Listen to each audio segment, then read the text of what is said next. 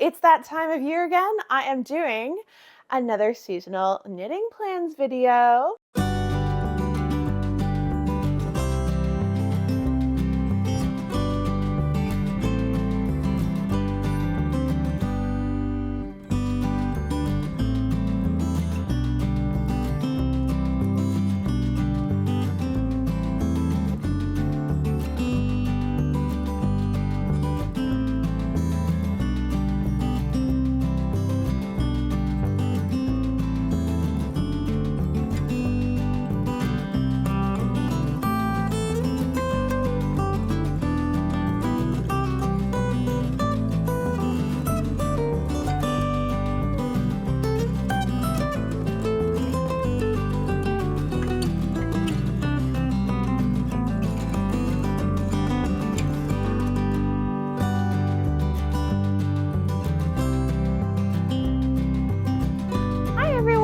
And welcome to the Knitted by Whitney YouTube channel.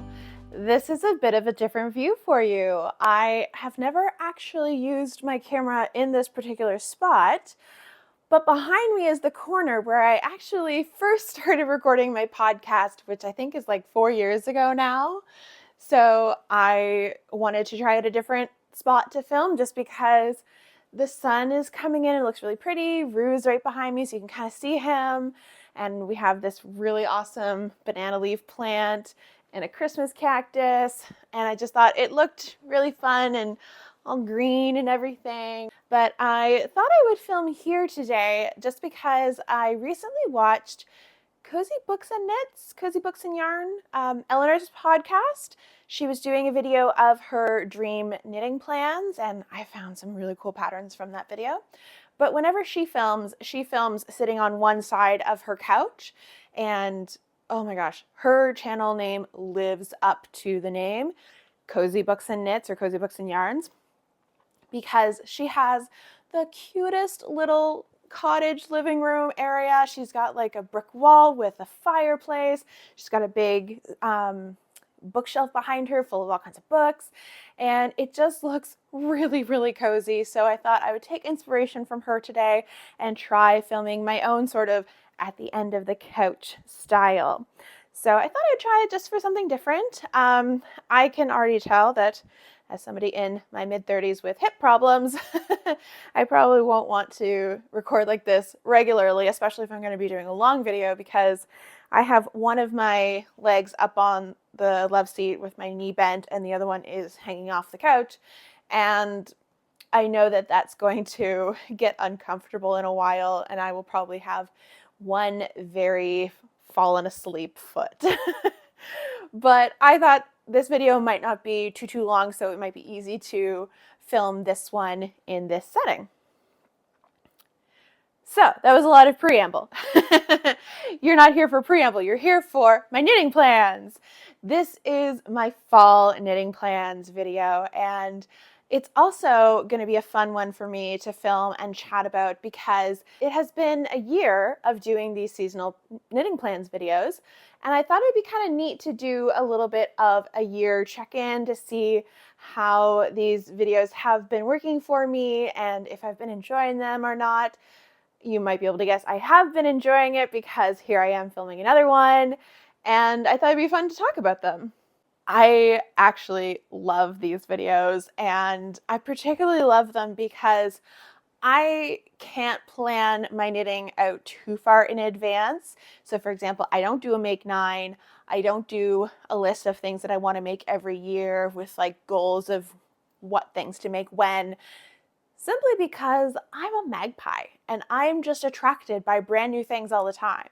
And I get a burst of inspiration when I see a new pattern that excites me, or if I buy a new yarn that I bring into my stash, or even just seeing something in my stash that I really want to use. So planning too far in advance doesn't work for me. But at the same time, I do have things that I want to make, and I am a bit of a seasonal maker in the sense that I like to make something that is appropriate for the season that I'm in simply because I'm being inspired by it. So like I'm not necessarily making a tank top in the dead of winter. I would more likely make one in the spring or the summer. But that doesn't mean that I want to stick to those specifically and not do anything else. So these videos have been really helpful to sort of guide me with my making at that particular time in the year, but also give me freedom to cast on new things or change my plans if that's what suits me. So if you watched my summer knitting plans video, you will know that I didn't do most of my spring knitting plans because exciting things came up. My summer knitting plans, on the other hand, I stuck pretty tightly to them. I did not get to do all the things that I wanted to do, and that's okay. I don't need to be constantly sticking to my guns of what I wanted to make and not do anything else. But I've had some really exciting opportunities that I took advantage of, and I'm hopeful that in the fall things can start to wind down a little bit and I can have a little more freedom with what I want to make because I won't be on so many deadlines, because I took on 3 deadline projects over the past couple of months. So like I've done with my previous planning videos, I am going to first talk about what I had said I wanted to get done in the previous planning video and take a look at what happened and what didn't, and then share my plans for the season coming forward. So looking at my summer knitting plans video, the first thing that was really high up on my list of things that I needed to make, I had already started it in that video, and that was the baby blanket that I made for friends of ours who were expecting a baby. I made the Good Morning Blanket by Pearl Soho, and I absolutely loved working on that project. I did gift it to our friends in time for their baby shower, which was August 10th. I know in that video I said that I wasn't confident that I could get it done for the baby shower, but fortunately that project really grabbed my attention, and even though I was on a deadline, I didn't necessarily feel like I was on a deadline because I was honestly just really excited to work on it, and I made a lot of progress really quickly. It probably helped that it was all garter stitch and I was weaving in my ends as I went, so it really felt doable. It felt relaxing. So I think I kind of tricked my brain into forgetting about the deadline and forgetting the stress of that and just enjoying the project. I definitely had a hard time giving it away because it turned out so beautifully, but our friends were so excited for it, and I got tears out of both of them, which got tears out of me because I cry at everything. But they were so excited about the blanket, and I'm so happy with how it turned out. It's absolutely stunning. I would gladly make that pattern again. I did make a couple modifications. I did make it a little smaller than the pattern tells you to make it, simply because the smaller size in the pattern is for a throw, and I was making it as a baby blanket. I wanted it to be a little more compact just because, you know, you don't want it too big if the parents want to use it as a stroller blanket, or if they just want to have something to wrap around the baby. Our friends have said that they're probably going to use that blanket as the receiving blanket when their baby is born, so definitely didn't want it to be on the large size.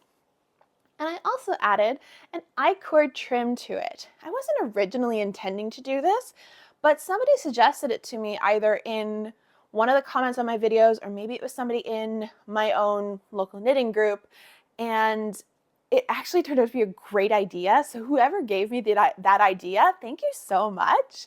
I really love how it turned out. I chose to use kind of like a really pale blue, kind of like a bluish gray color. So it kind of looked like a cloud going around this really bright, colorful rainbow blanket. And it just tied it all together so nicely. And it wasn't that hard to do because I used my Cordsmith tool by Autumn of Size Inclusive Collective. So that made the job so much easier. It honestly only took me an evening to do the I-cord border all the way around the whole blanket. So I felt very excited how quickly that was done, and it just turned out so beautifully. So I'm really happy with that project, and tick, that was one of the things that I wanted to make on my list. So happy to have that one done. The other deadline project that I was working on in my summer knitting plans is also done, but I can't show it to you because it's outside on the blocking mats right now. And that is my Firth Sweater by Rebecca Clove, the Crayabea. This is a test knit that I joined, and I was feeling a little bit of the heat of the deadline these past 2 weeks because I still had the whole 2 sleeves to do and a little bit of the bottom ribbing. And I was kind of feeling that I was pushing it close to get it done by the deadline. The deadline is the beginning of September, so coming up quite quickly because August is flying by. I don't know how, but it is. And I kind of motivated myself to work on that project by doing a week-long series over on Instagram called 1 Week, 1 Whip, which is a week-long challenge first created by Elizabeth is Knitting. And it's about choosing one of your whips and focusing on that whip for the whole week. And I chose my Firth Sweater because I really needed to get some work done on that. But if you watch that series, you'll know that I had a little bit of trouble at the beginning of the week and did not make as much progress initially. We happened to have a wildfire breakout near our home here in Nova Scotia, and it was incredibly stressful, as you can imagine. We did have to pack go bags and be ready to leave if need be, because the fire wasn't immediately close to us, but it was close enough that we wanted to be prepared, especially because we have 3 cats and a dog. We like to have all of our stuff ready to go. 2 years ago in 2023, there was a major wildfire here in Nova Scotia, 2 major wildfires actually, and one of them was relatively close to us. And during that time, a second wildfire broke out very close to our house, right along the main road to where we live, and it was an extremely stressful situation for us.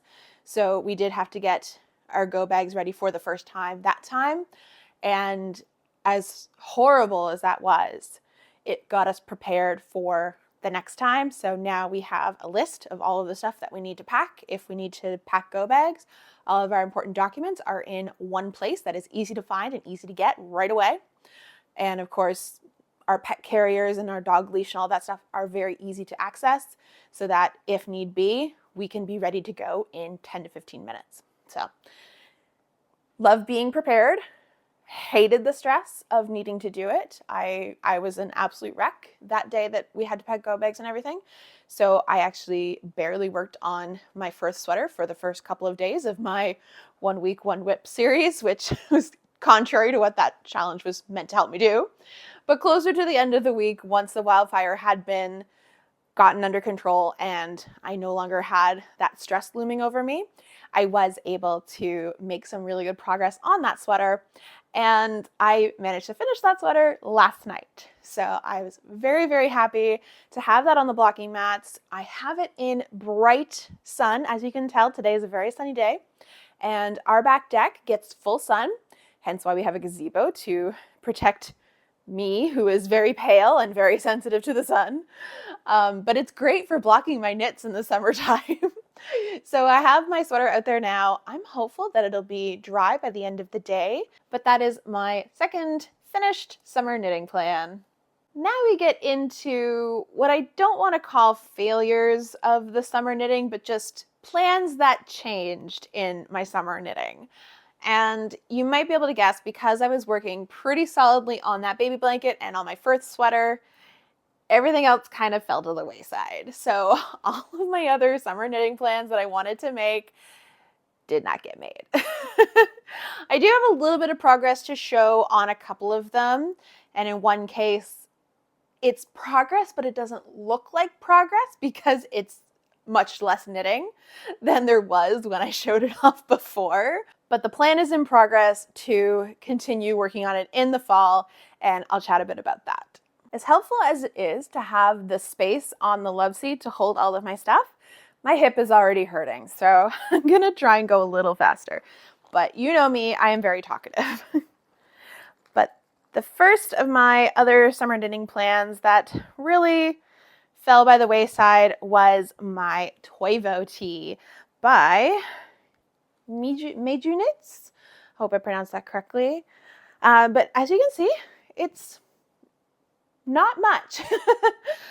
If you have seen, not my most recent podcast, but the one before that, which was the last time that I showed this off, this looks exactly the same because that was the last time that I worked on it. So what you're looking at here is the back panel, which I have done down to where the underarm ends. And I have picked up and started the front neckline.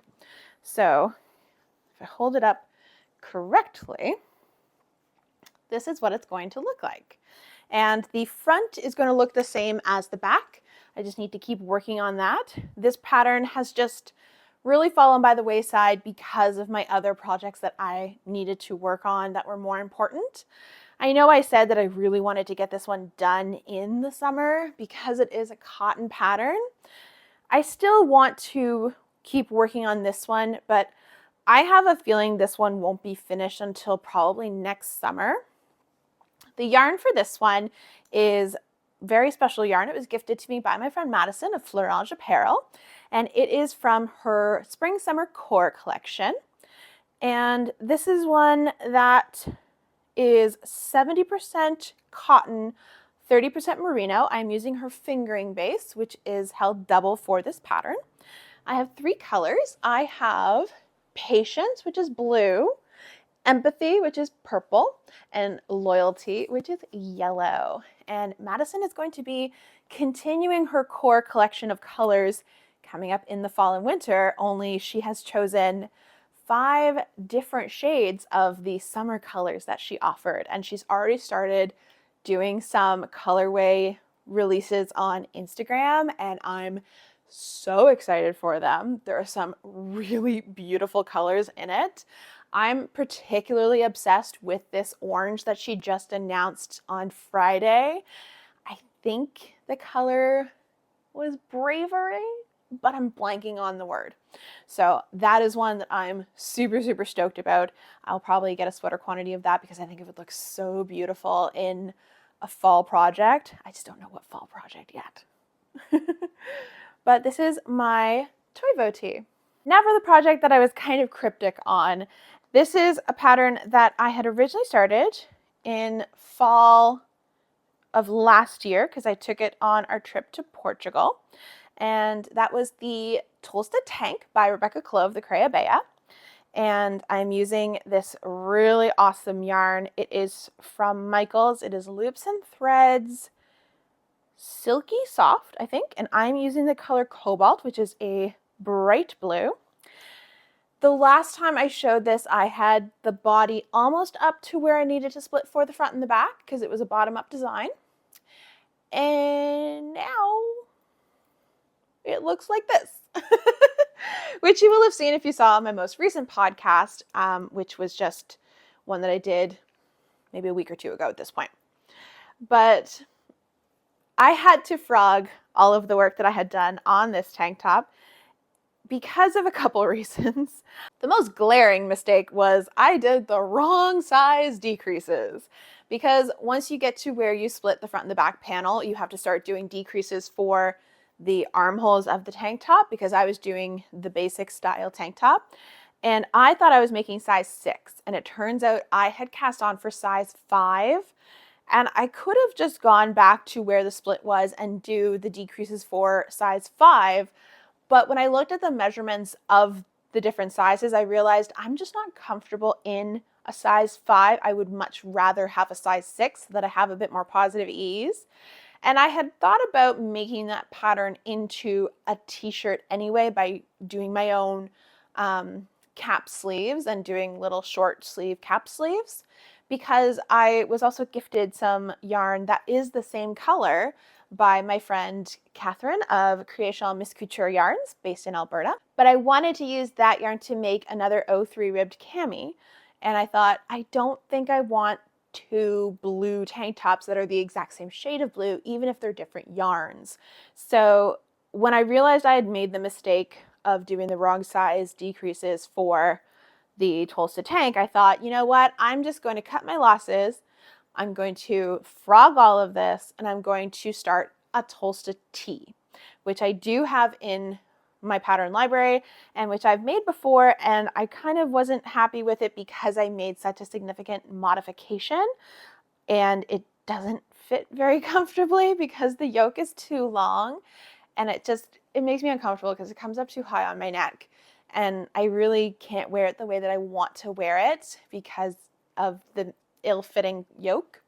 So I thought I'm going to give myself an option. I'm going to give myself the opportunity to knit the Tolsta tee and give myself just a really great basic t-shirt. I think this yarn is perfect for that. It's going to have great drape to it. This is going to be a staple piece that I can wear for work or for hanging out. I know I'm wearing a blue knit t-shirt right now, but this is a fade t-shirt. It has 3 different colors. I made this one in 2018 actually. This is the So Faded by Andrea Mowry.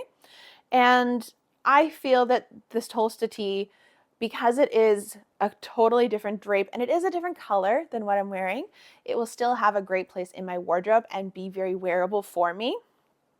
So I decided to do that. And I only got to the point where I finished the short rows. I need to start doing the raglan increases now, but I told myself I couldn't go back to working on this until I finished my Firth Sweater test knit.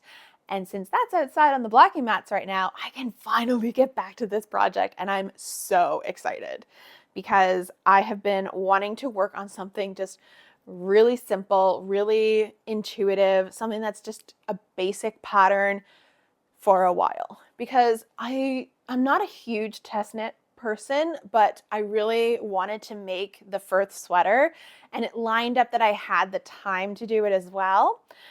But your brain is always on when it comes to a test knit because you're trying to pay attention to the pattern, you're following for updates if the pattern needs to change in any way, you're looking for any mistakes in the pattern and giving that feedback to the designer. And it's just, your brain is always on, so you can't really relax with the project very much.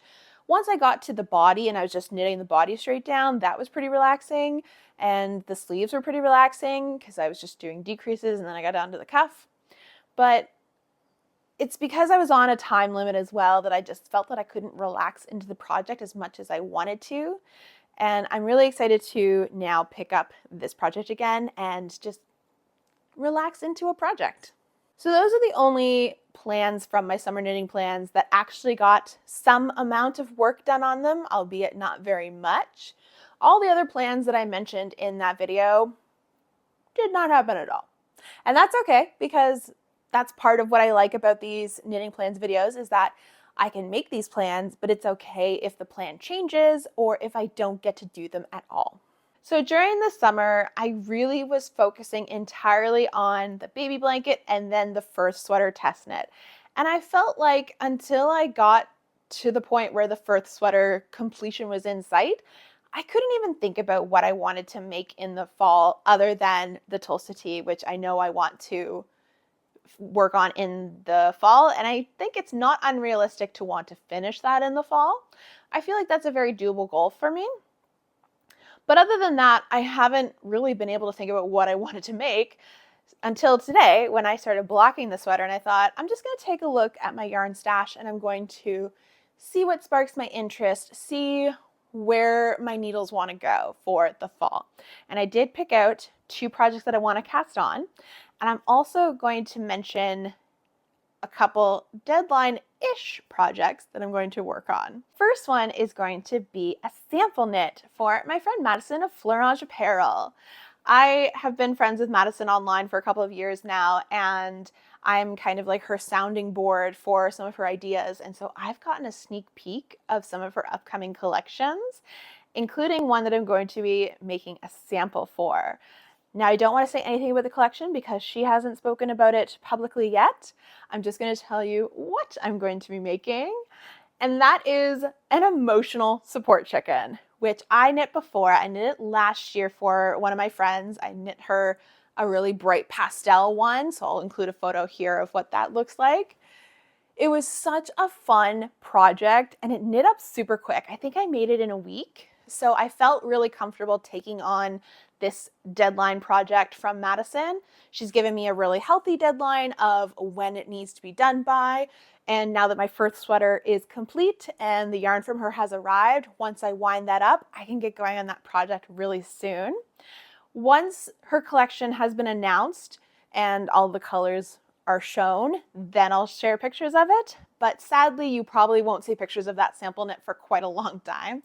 But I'm really excited to get to make it because the emotional support chicken is one of those fun patterns that it's such a silly thing to make, but it is so fun to make.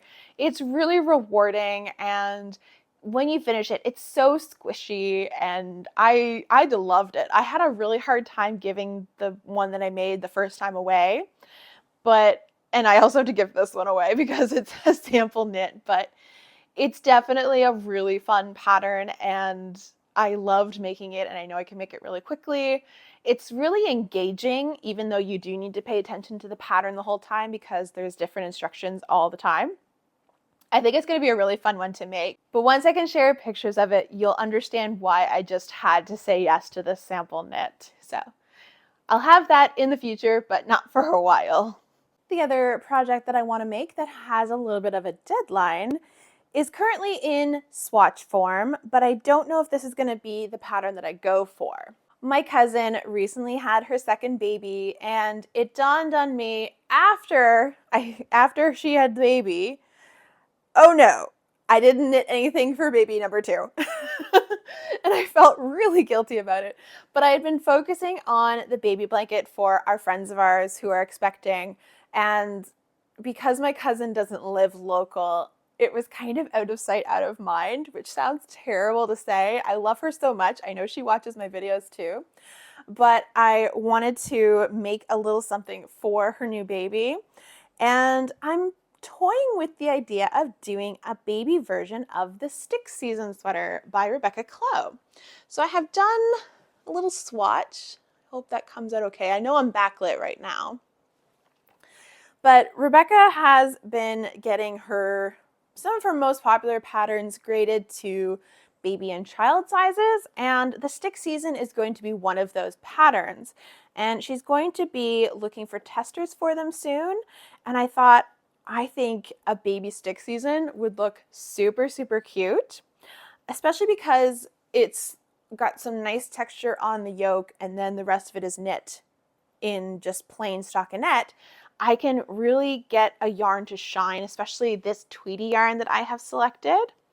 I'm not entirely sold on this yet just because it requires smaller needles than I would like to use, and the gauge is a little stiff, but it does meet the gauge of the pattern of the adult version.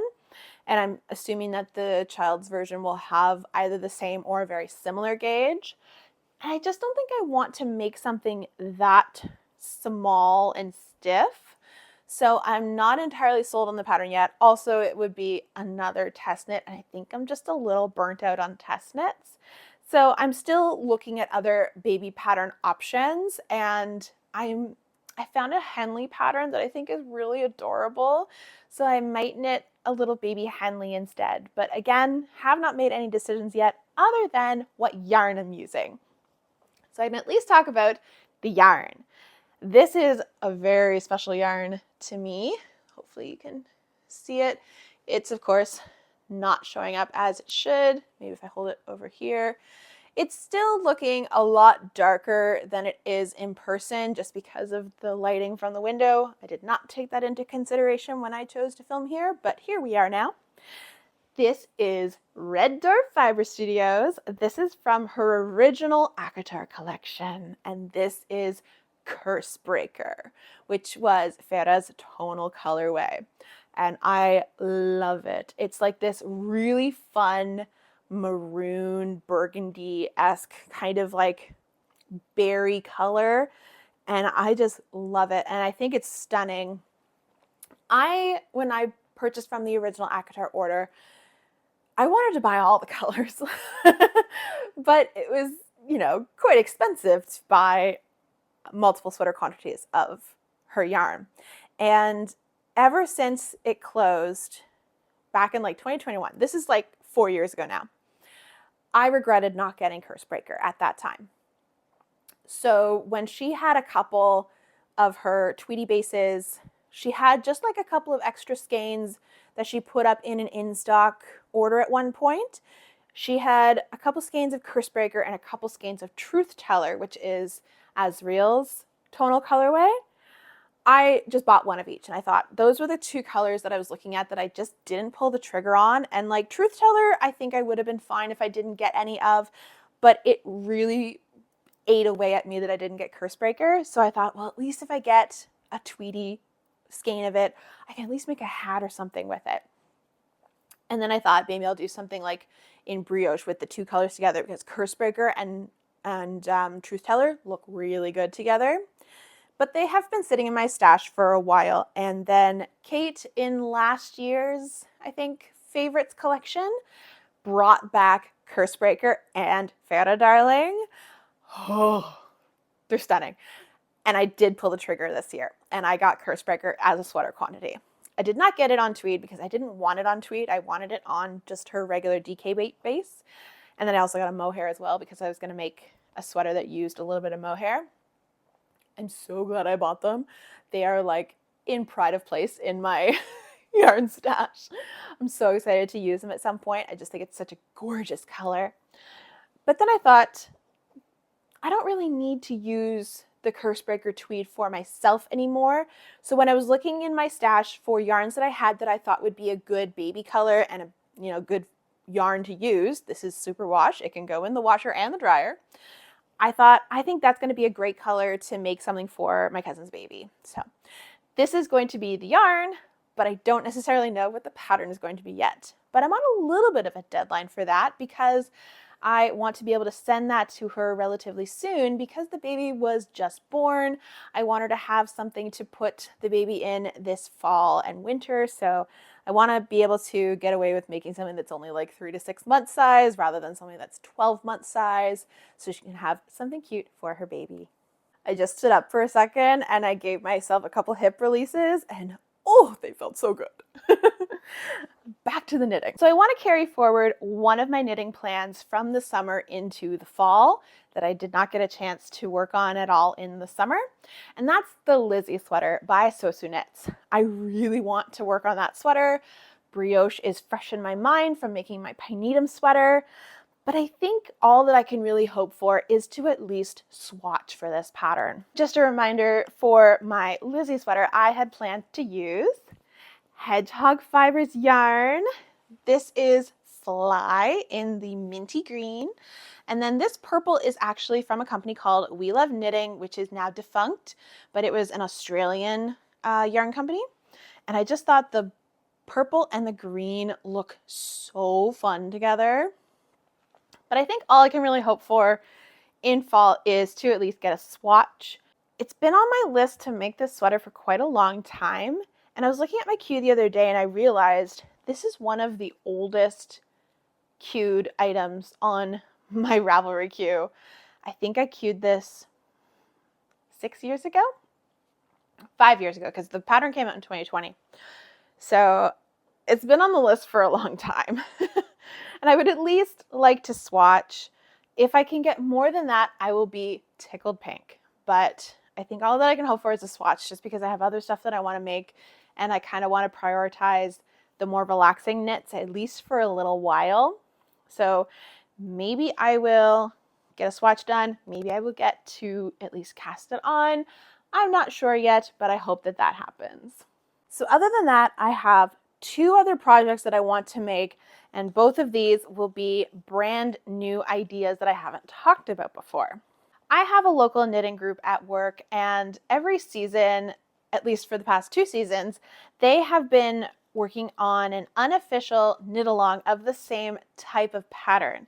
And this kind of came about because one of the people in the group is a relatively new knitter, and she finds it really helpful to have our experienced knitting leader be making the same pattern as her so that she can constantly be checking in with her and getting some tips and advice on the pattern as she works on it.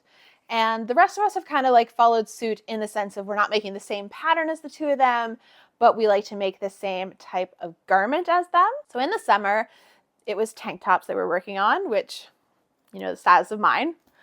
But in the fall, we're looking at making cardigans, and I desperately need more cardigans in my wardrobe. And I think I've narrowed down what one I want to make. Definitely narrowed down the yarn that I want to use. And that is this gorgeous mustardy yellow yarn. I say mustardy yellow, but I think both of these yarns, the colorway is called curry because they're this gorgeous like curry yellow. Like if you opened up a container of turmeric, that's what this color is. So I have it on two bases. I have Filcolana Alva, which is 100% alpaca, lace weight alpaca. And then I have Drops Brushed Alpaca Silk, which is technically, I think, I categorize as like a DK maybe. Like it's quite a thick weight of yarn. You can kind of see that. Versus the Alva is a bit skinnier.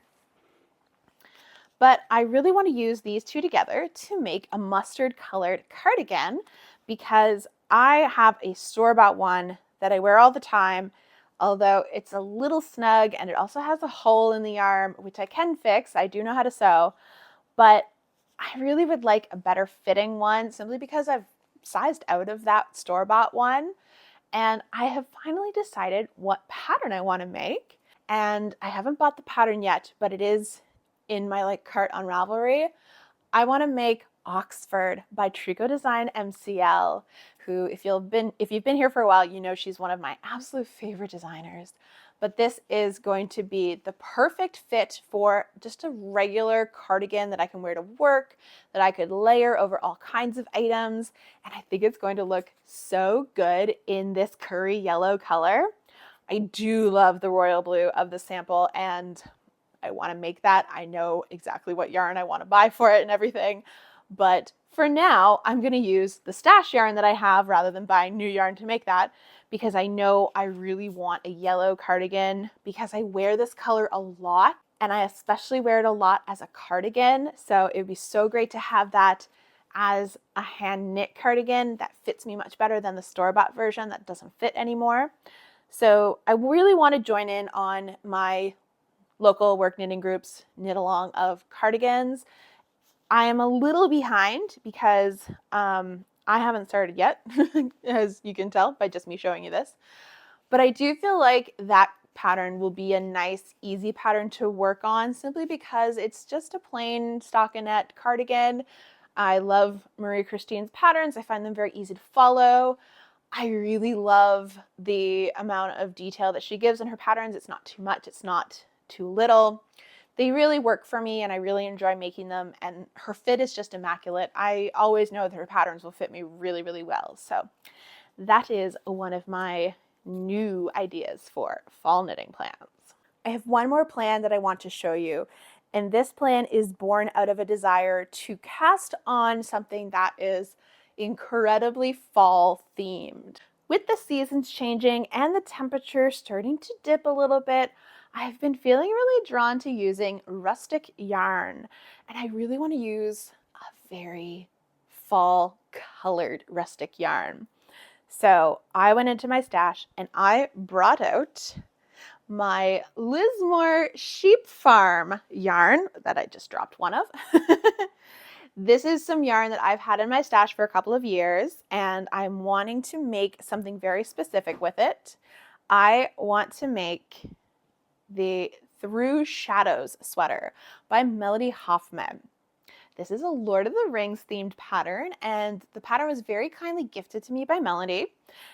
I purchased this yarn with that particular pattern in mind, so I made sure that I chose the most hobbity green there is, which is not coming across well with this lighting situation, but I will include some photos as well because it just stuns.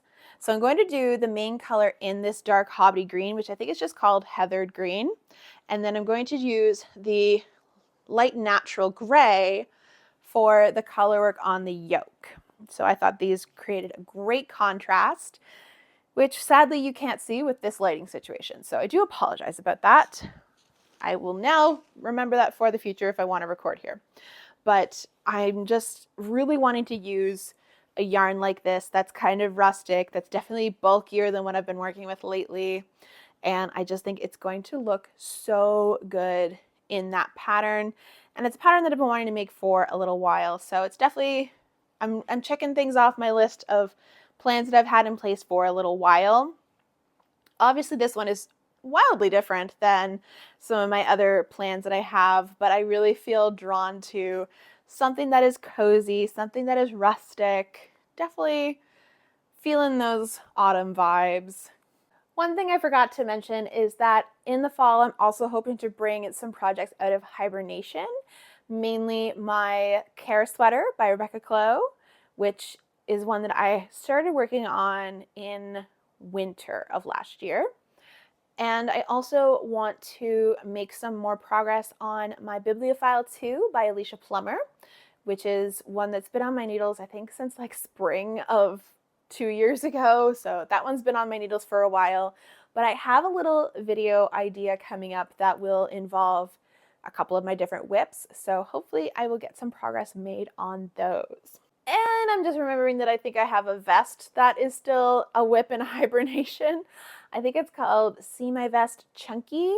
So that's also one that I want to work on in the coming fall. So yeah, not all of this is going to get done in the fall.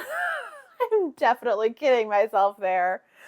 But this is the joy of doing these seasonal planning videos, is that I can come up with all these ideas and they can really just be goals for the fall. And if I don't get to them, it's absolutely okay. I can push them to the next season, or I can just say they'll get done later on. They're definitely still a plan in my head. I'm not able to do them at this time. So thank you all so much for sticking it out to the end of this video.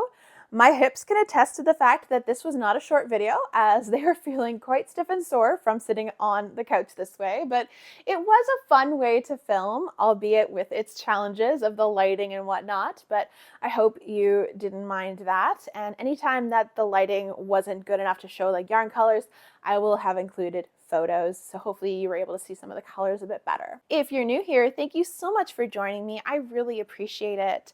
And if you're a returning viewer, thank you so much for coming back. It really means a lot to me.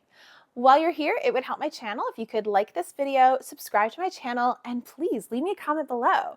Let me know what you think of my fall knitting plans. If you have some plans of your own, what do you think I'm going to get done in the fall? I've got a lot of options that are on the table. Let's have a great conversation in the comments. Just a reminder, in the description box below, I do have a couple of affiliate links, as well as a link to my Ravelry wish list. If you would like to support me in any of those ways, it would be greatly appreciated. But as usual, there is no pressure to do so, only if you would like to. Thank you so much for joining me. I hope you all take care, and happy fall knitting!